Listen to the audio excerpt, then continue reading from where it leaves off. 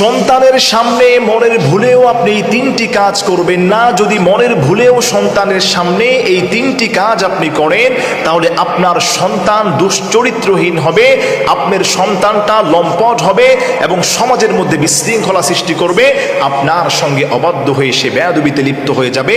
মা বোনেরা যারা আছেন, প্রিয় ভাইরা যারা আছেন, আমার এই আলোচনাটা আপনি মনোযোগ দিয়ে অবশ্যই আপনাকে শুনতে হবে। নাম্বার 1 হলো, মনের ভুলেও যে কাজটা আপনি সন্তানের সামনে করবেন না, করলে আপনার সন্তান দুশ্চরিত্রহীন হবে। অনেক মা বোনেরা এই ভুলটা দেখা যায় জেনে শুনেও আমরা করে ফেলি। মার্কেট, শপিং মল, বাইরে যাওয়ার সময় অথবা বাইরে থেকে ঘরে ফেরার সময় সন্তানের সামনে আমরা অনেকে কাপড় চেঞ্জ করি। অনেক বাবা মা এই ভুলটা করে থাকেন, বিশেষ করে মায়েরা বেশি করে থাকেন। শপিং মলে আপনি যাবেন, সন্তানের সামনে আপনি ড্রেসটা চেঞ্জ করছেন, সন্তানের সামনে আপনি ড্রেসটাকে আবার পরছেন। এর দ্বারা কি হবে? আপনি ভাবছেন আপনার সন্তানের বয়স 3 বছর, 4 বছর, 5 বছর, আপনার সন্তানটা তো মনে হয় ছোট আছে, কিন্তু আপনি জানেন না বর্তমান চিকিৎসা বিজ্ঞান, মেডিকেল সায়েন্স গবেষণা করে বের করেছে একটা শিশুর বয়স যখন 2 বছর, 2.5 বছর হয়, ওই সময় থেকেই তার সামনে কি হচ্ছে কি না হচ্ছে এটা তার মেমোরির মধ্যে সে আঁচ করতে পারে, সে বুঝতে পারে। আপনি যখন তার সামনে কাপড়টা চেঞ্জ করবেন, আপনার সন্তান কিন্তু দুশ্চরিত্রহীন হবে, সে লম্পট হবে, অপদার্থ হবে। আপনি অনেক চেষ্টা করেও তার চরিত্র আপনি ফিরিয়ে আনতে পারবেন না। আপনি মনে রাখবেন, আপনার সন্তানের যদি একবার লজ্জা একবার ভেঙে যায়, বিশ্বনবী সাল্লাল্লাহু আলাইহি সাল্লাম বলে দিয়েছেন, আল হায়াউ শু'বাতুম মিনাল ঈমান। এই লজ্জা হচ্ছে ঈমানের একটি অংশ।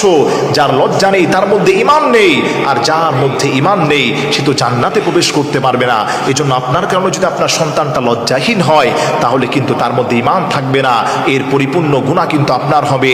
সব থেকে বড় হলো, সমাজের মানুষ আপনার সন্তানটাকে দেখা যায় সবাই দাঁড় করে তাকে তাড়িয়ে দেওয়ার চেষ্টা করবে, তার চরিত্র অবক্ষয় ঘটবে। এজন্য মা বোনেরা যারা আছেন, মনের ভুলেও আপনি সন্তানের সামনে কাপড় চেঞ্জ করবেন না। নাম্বার 2, যেই কাজটা আপনার মনের ভুলেও সন্তানের সামনে করবেন না, স্বামী এবং স্ত্রী সন্তানের সামনে কখনোই মারামারি করবেন না, ঝগড়া করবেন না, একে অন্যের গায়ে হাত তুলবেন না, গালিগালাজ করবেন না। এই মারামারি, গালিগালাজ করা যদি সন্তানের সামনে আপনি করেন, তাহলে সন্তান কিন্তু ভয় পেয়ে যাবে।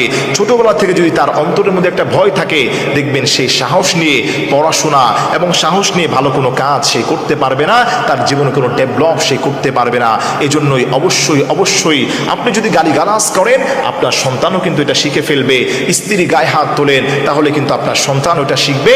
স্ত্রী, সন্তান, এই সন্তান এবং সন্তানের সামনে স্বামী এবং স্ত্রী গালিগালাজ করা, মারামারি করা, স্ত্রী স্বামীর গায়ে হাত তোলা, স্বামী স্ত্রী গায়ে হাত তোলা থেকে আমাদেরকে বিরত থাকতে হবে।